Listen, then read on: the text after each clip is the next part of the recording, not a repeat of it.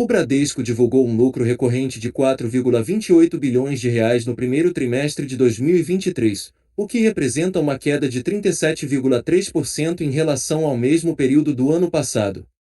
No entanto, em comparação ao quarto trimestre de 2022, o lucro cresceu 168,3%.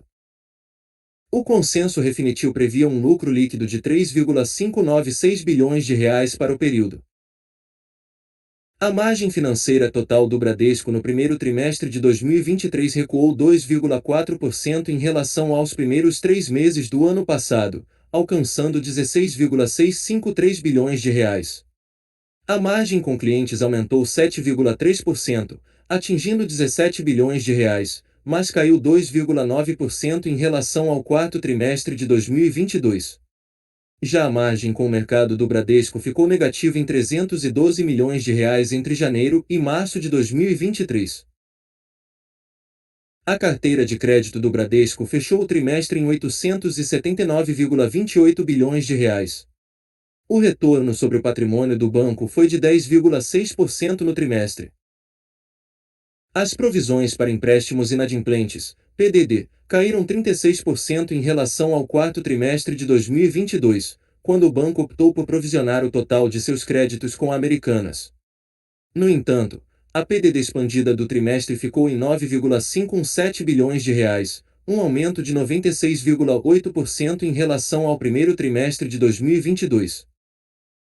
Na tesouraria, o Bradesco teve uma perda de 312 milhões de reais no primeiro trimestre de 2023, revertendo o ganho de 1,243 bilhão de reais observado no mesmo período do ano passado.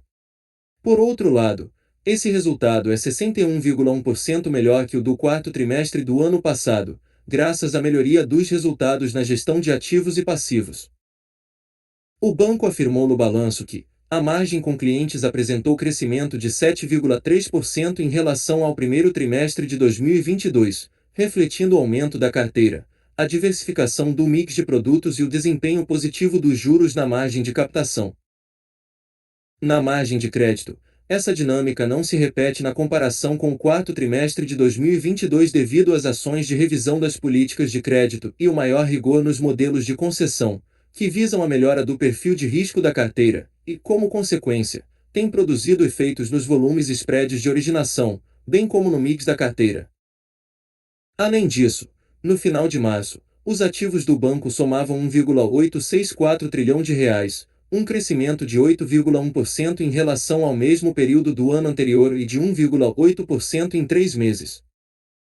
O patrimônio líquido do Bradesco totalizava 155,321 bilhões de reais, o que representa um aumento de 2,8% em um ano.